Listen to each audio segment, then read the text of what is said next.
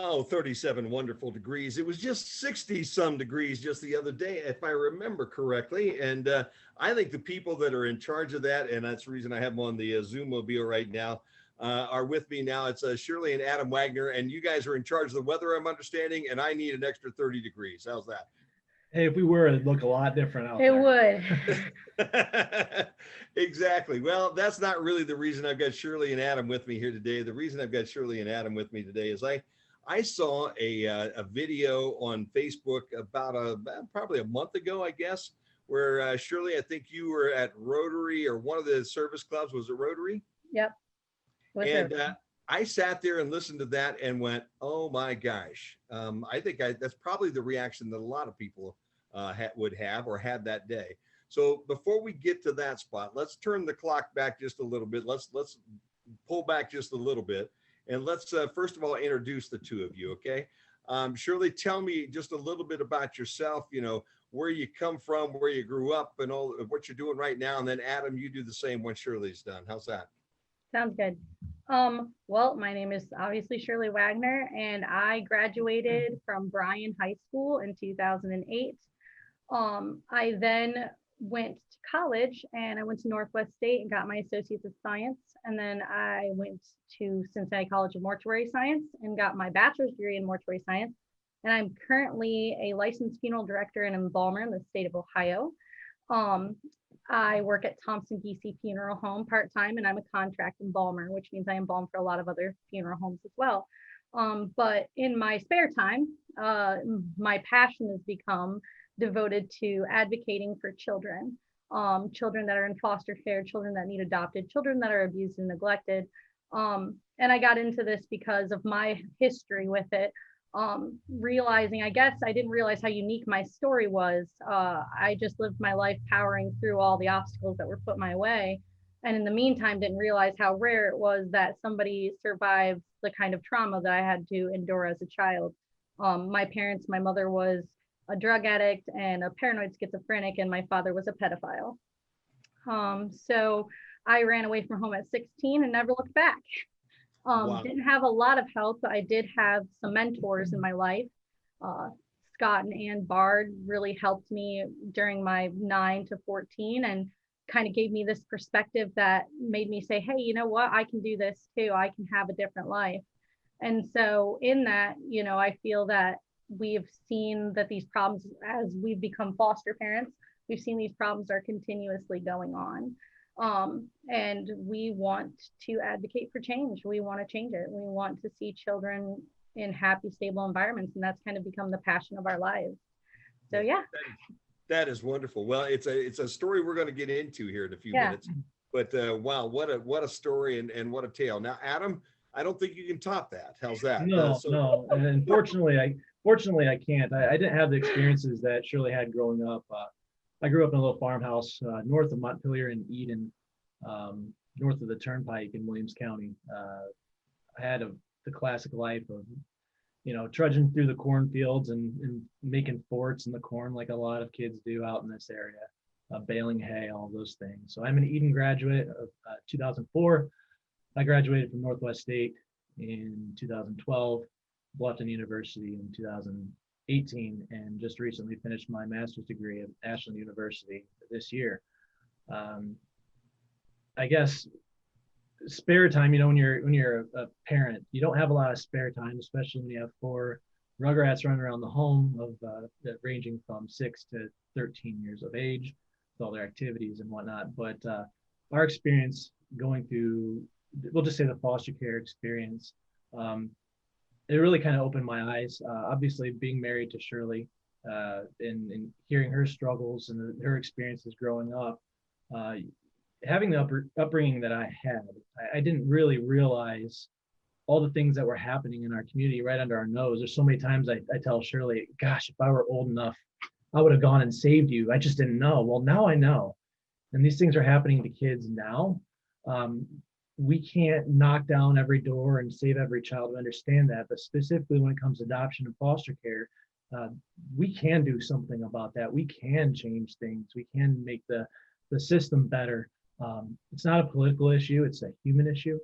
And I think the more people's eyes are open, you know, Shirley and I both say this, we're just the conduits for a greater something happening in the world. There's going to be people that wake up and they might take the torch and run farther with it.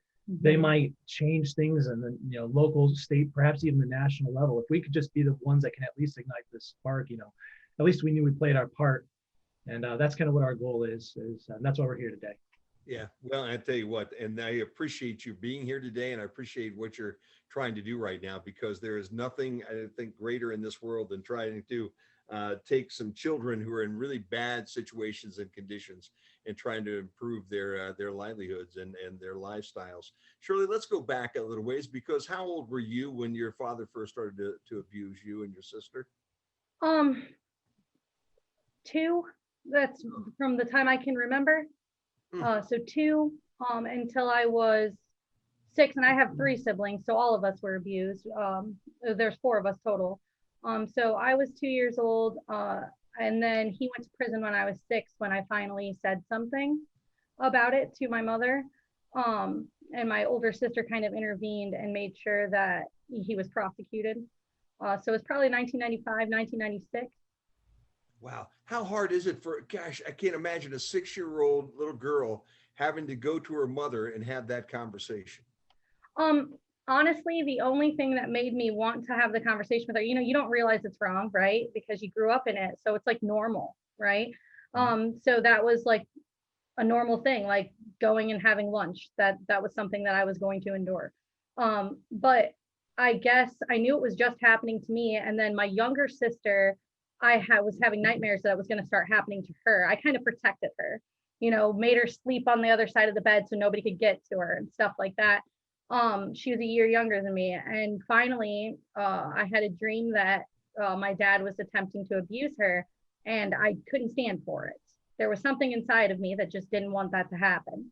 And so I just told her, and I told my sister, and from there, life got even harder because my mother was also abusive. So she was very physically, mentally, verbally abusive. And that escalated as soon as he left. That was my fault. So I had to endure all of that as well. Wow, that is amazing. Are you the oldest of the 4? No, I'm actually the middle. So I have 2 older siblings, an older sister, an older brother. And then there's me and my younger sister. Wow. Was he abusing then the older 2 as well? Yes. And you are all part of family. This is the same. So mother. my older siblings, they were not his biological children. Me and my younger sister were his biological, so they were stepchildren. So I guess he kind of separated us all, so we didn't know certain things were happening to the others. Like it wasn't like group activity. So like we were all deceived. Like the older 2 didn't think he was doing that to us because we were biologically his, right? And like I assumed that it wasn't happening to anybody else either, right? It wasn't until I said something that it opened up everybody to realizing, oh my goodness, this is happening to all of us. Now, how much older are the other 2, your non-biological sisters? Yes. So my older sister is about 15 years older than me. Okay. So it was happening to her before I was even born. And then my older brother is about 8 years older than me, and I'm 31. So. Okay. Is your father still in jail? He's been in and out of prison his entire life. The last time I seen in the paper that he was in prison for drugs, and like I think like welfare fraud or something. I'm not sure. There was multiple charges. He's been in and out of prison his whole life. Wow. And your mother, is she still alive and still you have contact with her at all? No, she's deceased. She died in 2011, and even before then, our contact was really limited. We didn't talk very often. She would sometimes show up at my house with gifts for my son, but I wouldn't even let her in the house. You know what I mean? So it was just kind of, I didn't talk to her 6 months even before she died. Oh, that's amazing. Adam, how did you get involved in this? How did you ensure they meet? How did I get involved with, how do we meet? Yeah. So apparently we knew a lot of people. We went to the same camp as children. We actually bring our kids up there now for weekend retreats, just kind of go down memory lane together. So we had all opportunities to meet each other. We just never did until 2011. The stars kind of aligned. I saw her in a classroom, and she saw me in a classroom. We started talking, and rest is history. Yeah. Wow. All I right. knew Now the sisters. you start to get into a relationship. When, Shirley, do you all of a sudden tell Adam all of your history and all the things that had gone on to you immediately? So, Or yeah. So what happened was, I didn't tell Adam a lot of details. How that happened, we started to get serious, and he wanted to meet my parents. You know, you get to that meet your parents stage, and I was like, oh, you can't meet my parents, like, because I don't talk to them. And he's sitting there thinking, oh, there's nothing you can't work through, and I'm like, no, like, my dad's a pedophile, my mom's a drug addict, and we can't meet them. And he was like, oh, I was like, yeah, we don't talk. So you can imagine my shock. Again, I never say my parents are perfect people, but they provided a very loving home, and we have a very strong family unit. Uh, Now there's nieces and nephews running all over. That's just the dynamic of our family. Um, while I wouldn't say that's everyone's scenario, we have to realize that this is more common. Shirley's family dynamic is a little bit more common than what we'd all like to think. We think this doesn't happen in Williams County. You heard 1995, 96. Think about it. Britney Spears is big, NSYNC, Backstreet Boys. It wasn't that long ago. That was happening back then. So just to hear these things, I'm thinking that happened when? Oh my gosh, I remember those days. When I heard little things, oh my gosh, that's really shocking. But I didn't understand until years later. I'd say it's probably around 2017. Shirley had a breakdown moment, probably about 10 o'clock at night, and we talked probably till 4 a.m. And it was nonstop tears. And my jaw was sitting on the floor the whole time.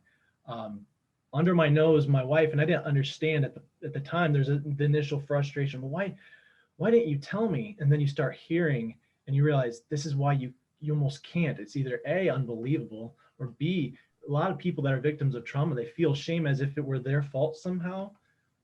yeah, She was 2 years old. yeah, And so now it's driven us to be foster parents or just take care of any kid that comes to our door, because we realize if these kids feel at all, even remotely like Shirley did growing up, I want them to have a place where they can sit down and watch cartoons and eat popcorn and jump on the trampoline and just have a bit of a normal life that maybe they're not getting anywhere else. And foster care really allowed us a chance to provide that in a bigger way for a lot of kids in the area. well, all right. I need to step away, guys, and pay some bills. That's what we do in the radio business. We have to play commercials. Otherwise, Susie gets really mad at me, okay? Because she's a sales manager. And if you know super Susie, happy. she's about 5'2", and she's, like the Tasmanian devil when you're not playing her commercials. How's that? So I have Adam and Shirley Wagner with me right now, and we're going to get into the foster care situation around Northwest Ohio, plus continue to hear about their story as we continue here on the Q 96.5 FM.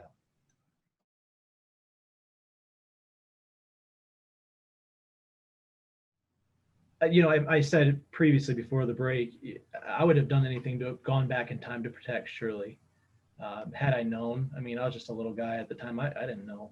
But now looking back and seeing her and holding my children in my arms, I think, what would it take for someone to get to that mental state where they could actually accomplish this and act upon whatever it is that causes them to do these things? And so the thing that was scary wasn't Shirley or the fact that she told me the story, but the human capacity for evil is limitless if people can do this to their children. Initially, there was a bit of a shock, maybe a little bit of a hurt. I thought, well, Shirley, why couldn't you have trusted me with this? We've been married for 5 years at that point. And then I really started thinking about it because she went to bed. She had to go to work the next day after we ended that conversation at 4 a.m. But I stayed up all through the next day thinking about that, that I have someone in my care that I love dearly. And I'm not afraid of her. If anything, it helped me understand her. It helped me sympathize and empathize with her for her struggles and her hardships, where she might be getting frustrated, where a lot of people might not be getting frustrated in circumstance. Now I get it. Now I understand when we drive through a certain town that she just can't be there because that is where the trauma happened. So we don't go there. Yeah. Sometimes it's music that's played. You avoid it. And, Shirley has someone that thinks about these things. The kids that come to our home, they have someone that kind of understands in Shirley's situation, considering her experiences. But foster care, but foster kids, they don't always have that opportunity.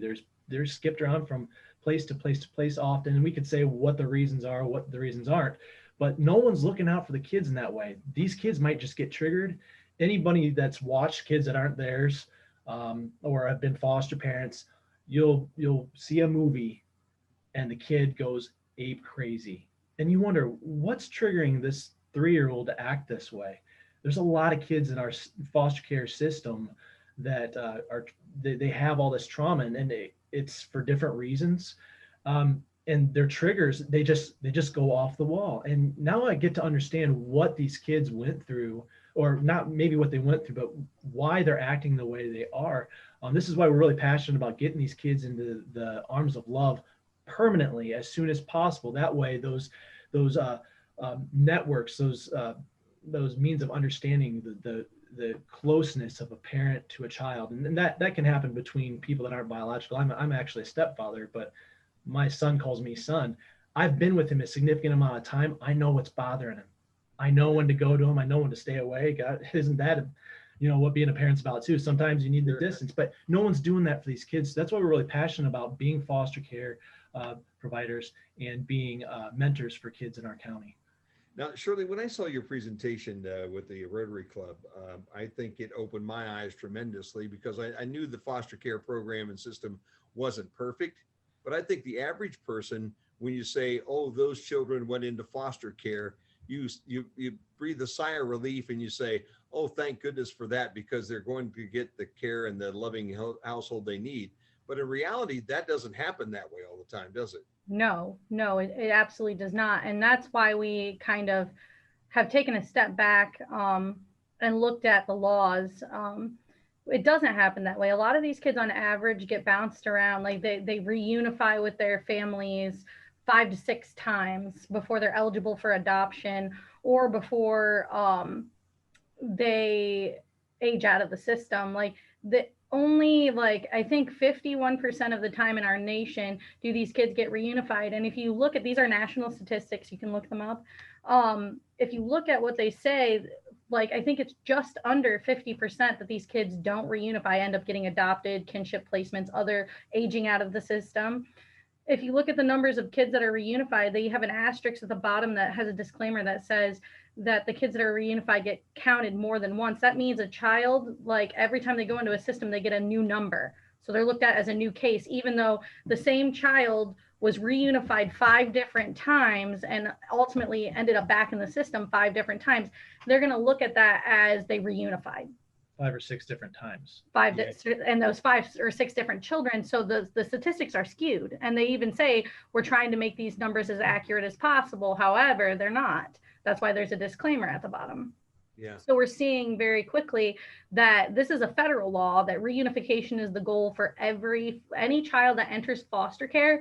It's not what's best for the child. It's not what's the most stable environment for the child. It's not what's going to be the most successful environment for a traumatized child. It's reunification is the goal, because they look at it as it was traumatic for the child to be taken away from their parents.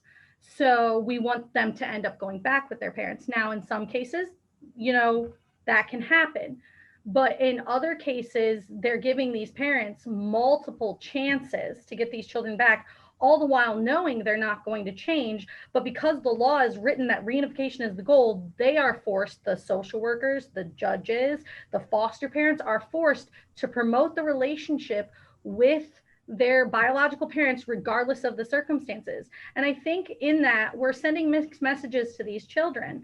You're saying, okay, Tommy, I know that your dad almost beat you to death, but I'm still going to take you to visits with him. And you need to establish a relationship. You need to love your dad and realize he made mistakes. I think that's a fallacy. We can't do that.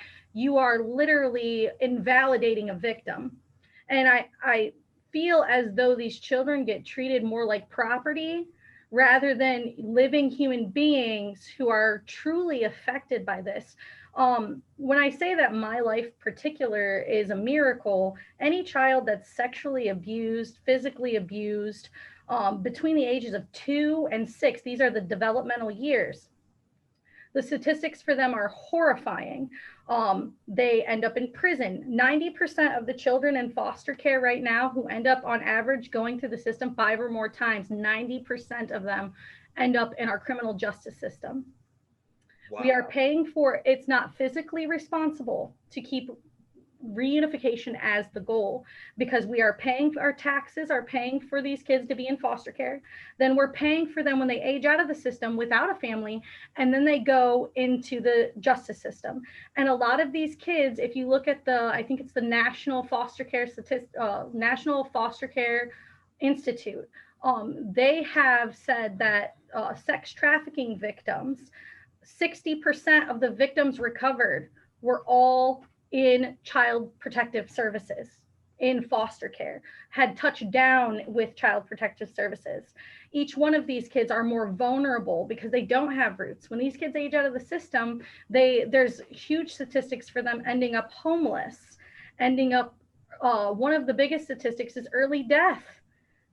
All these health problems associated with that because they were traumatized so severely at such a young age. There's actually scarring on their brains. These studies are all coming out now, and we have to say, when is enough enough? Of course, we want these children to be with their parents if there's a possibility. But more importantly, we want these children to be productive members of society that have the ability of the pursuit of happiness. And when you're growing up, like to this day, I can't fully understand what it's like to trust. Does that make sense? I was never taught that. You're taught that by your parents. I can't fully trust anyone. And I love my husband dearly, but he knows that this is a real thing. I don't have that ability. Because I was never taught, and you're taught that at such a young age. And for some of us that have had that security growing up, we understand that trust. This is very hard. This is very hard news to hear, but you listen to the people that they're very rare because very few are actually able to speak about the trauma they went through. But speak to the people that you know that may have had some sort of trauma in their life, especially when they're kids. Their ability to trust is so low. It doesn't even exist. Mm-hmm. It's very hard for us to process this, for us that had that security as children. And like we said at the very beginning, we can't save every child. People tell us that repetitively. I understand that. However, kids in the foster care system, we can do something about that. We just have to know who to contact, what laws to change, and honestly, what policies need to be changed in some of our departments in order to facilitate better care for these children that we can do something about. Shirley, a couple of quick questions, and then we'll have to take a break again for commercials, and then I do want to get into how some of these laws need to change, some of these policies need to change. First of all, what is the age when these kids age out? And secondly, do you think you'll ever be able to trust in your lifetime? Okay, so the kids age out at the age of 18. That's when kids age out of foster care. And I hope so. I do. I pray about it a lot. I'm religious, so sorry. Not trampling on anyone else's religious beliefs, but I pray about it a lot. And that's something me and God are working out. I think slowly, after being with Adam for a decade, I have some trust for him, but I hope one day I'll be able to wake up and not feel the same way. I do hope that happens, but it hasn't happened yet. And that's me being all honest. Yeah. Shirley and Adam Wagner, my guest right now. We're talking foster care in Northwest Ohio and around the United States.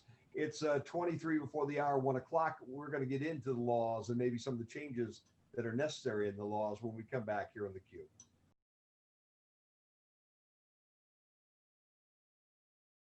Shirley and Adam Wagner with me right now on theCUBE 96.5 FM. If you have missed any of this conversation, we are taping this and we will put it up on our Facebook page so that you can watch the entire conversation back if you so desire to, and share it.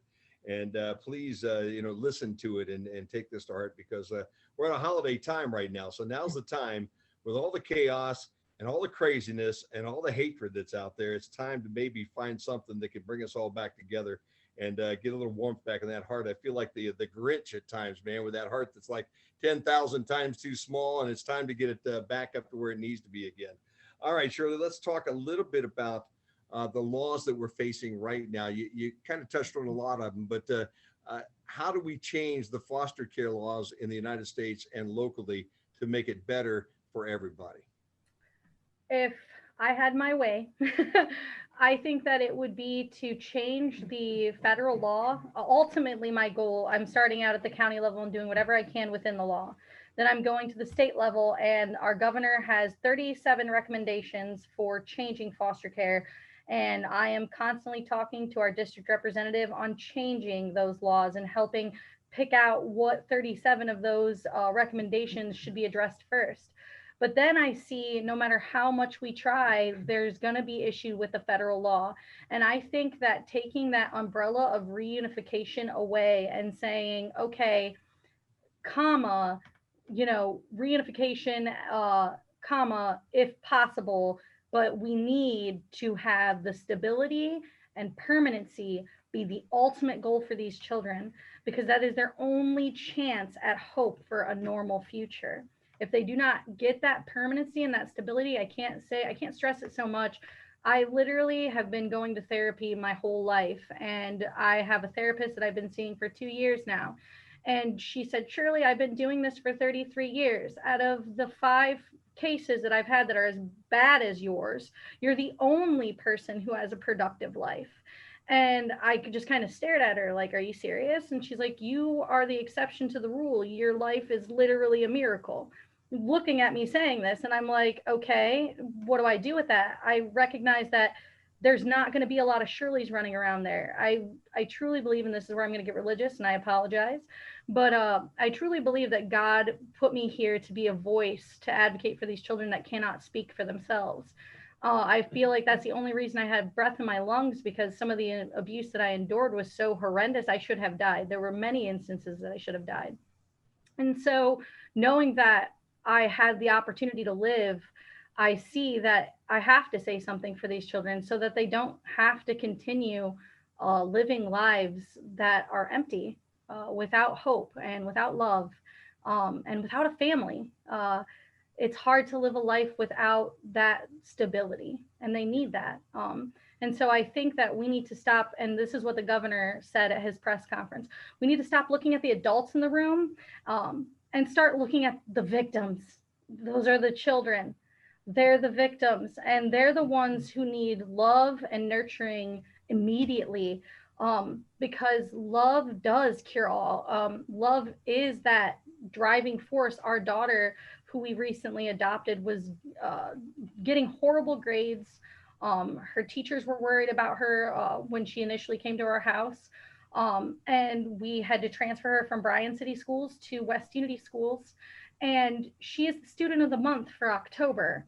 She is getting good grades. She's in archery. She wasn't even in sports before. She's playing piano. She's singing. You know, her whole life has changed just for having people that love her and having that stability in her life. So how can we replicate that? How can we make this so that these kids aren't juggling around so much that they don't have that ability to attach or trust? And so they get adopted so that they have families that love them. That's our ultimate goal, is to change that reunification to stability and permanency for the children. There you go. Do you have any idea how many kids are in foster care around the Williams County area at all? Not in Williams County. We do know that there are 16,000 in the state of Ohio currently that are in foster care. There's about 3,000 of them that are eligible for adoption. If you want to strip it down now, of course, we're not Lucas or Franklin County or Butler County, but that's an average of 182 children per county that are in foster care, and about 34 children that are eligible for adoption per county. And I think our county has seen, we had on average about 40 children, but we have had some new administration things that I'm very hopeful for. We've been working with the administration at JFS in Williams County. Things are changing. People are saying, you know, enough is enough. We need to work together to help these children. There's a lot of things coming up that we're very hopeful for. And with the new administration, they're trying to, you know, limit, or I guess the numbers have gone down to about 16 to 20, if I'm saying that correctly. I believe so the last time I spoke with the director of JFS. Well, That's a great might I add something here real quick? We're not just trying to change it for just the children. There's a little asterisk we want to put in here. The people that are actually in child services departments anywhere doing anything for child advocacy, but especially the caseworkers. I read a really troubling statistic. You know, I'm in hiring at Winslow Stamping Company in Montpelier, Ohio. And so this is something I do. I'm concerned with turnover. Obviously, if you don't have to hire people, or if you don't have people leaving all the time, you don't have to hire people. And that's something that our social services departments really struggle with. Turnover is 6 times the average industry of the workforce out there. So the turnover happens 6 times as much in that particular department than anywhere else. The folks that are taking care of these kids, they've got stacks of cases that they're just not able to get to. You know, there's a lot of people that have anger about how kids are managed in our government. And I look at these people and I understand that now, after being a foster parent and doing some research, there's this one study that says more than half of Ohio's children's services workers have enough stress levels to meet the diagnostic threshold for post-traumatic stress disorder. Wow. I mean, these people didn't get in to not take care of these cases. They're in to take care of kids, and our laws are tying their hands. And so we really are hopeful by hearing what Mike DeWine and his staff have said about, let's get rid of the red tape. Let's really allow the people at the local level to do their jobs the best way they know how. So we applaud the governor and his efforts. And we're really looking forward to seeing what we as a county, and then there's many people talk about this, what can we do if they open up and let people do what they know to do best in their areas? Williams County is a small county. The red tape isn't going to be as great as it is in some of these bigger cities. What if we try something and boy, it works? You know, I want to allow, we want to change the laws to allow people to do what they wanted to do, is take care of kids in the first place, not deal with stacks of paperwork and all the red tape. So I just wanted to add that in because by taking care of those people, we are taking care of the kids. Yes. And that is extremely important. We don't feel that judges and social workers and police officers and everybody involved, especially in Williams County, they're, after this election and after all of this, they're trying very hard to communicate and work together so that these children don't slip through the cracks. So we don't see these horrible outcomes for these children. And it's a beautiful thing to see because we see people being inspired to do better for these kids. And it's amazing that that's happening at a local level. I can't wait to see what the future holds. Well, there's some hope. Maybe it sounds like that's good news. I was going to ask you about the Jobs and Family Services around here because, in fact, one of our candidates actually stepped out and decided to run relatively because of her dissatisfaction with the Jobs and Family Services. But it does sound like maybe we're making progress in the right direction from your opinion right now. Yeah, and everything takes time. And we have experienced, things that were traumatic for our family in being involved in foster care. People were fired. There was people that lost their jobs over some instances that happened with us. We got apologies from the directors of JFS. We've sat down and talked about how we can prevent this from happening. And they have moved in the right direction. They've hired some amazing people, people that are open to communicating with us and who have sat down in meetings with us and are really just trying to do what's best for the kids. Fantastic. Guys, we're about to run out of time here today, but I don't want to run out of time before I ask this question. If somebody is listening to us right now or is watching this up on Facebook right now, and they want to be part of this, they want to get involved, we have reached out, we've touched their heart. They say, man, how do I get on board? How do I get on board? Yeah, well, we're welcome to ideas because the more minds that are all working on this, we're just asking you to look us up on Facebook is where we're at right now. It may expand somewhere else, but right now it's under Ohio Foster Care and Adoption Reform Initiative. It's a little bit long, or you can type in the @OH Foster Adopt Reform if that's easier for you to type into your smartphone. You'll see some of the data that we've talked about today. We're constantly putting up new information as we find it. We'll put up the speech once we can get a final edited version of what the governor said yesterday during on the Ohio channel. So we'll get that up here soon. But we really encourage everyone in the public to join the conversation because, you know, this isn't, again, it's not a political issue, it's a human issue. And if we could do something locally, imagine what we could do in a broader sense in the state or in Talk the to your nation. commissioners if you have an issue. Talk to your district representative, Jim Hoops. He's listening. We've been working with them. They just want to hear how the general public feels about this. You need, if you care, and if this is something that you're passionate about, then talk to them about your experiences. Talk to them about their people. They're listening. They want to help. And they don't know there's a problem or how you feel if you don't reach out. So reach out to the governor's office, Mike DeWine. Reach out to Jim Hoops. That's your district representative. Reach out to Terry Rummel, Brian Davis, Lou Hilkert. They're all trying to do what's best for these children, and they want your advice. Wonderful. That is good to know, because you would hope that when you elect these people, that they have your best interest in heart. And I think we do have 3 county commissioners right now that are trying to do their best, all in all. And it's a tough job. It's not an easy job. You know, there's no doubt about that. All right, one last time, and we'll wrap this up. What's that Facebook site again? Yeah, type it in the Facebook search bar. It's Ohio Foster Care and Adoption Reform Initiative. Fantastic.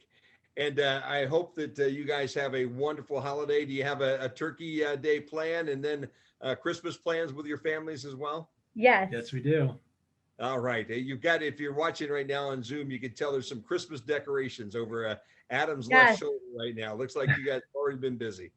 Yes, That's we right. have, for sure. We're getting ready. We're ready to celebrate. Wonderful.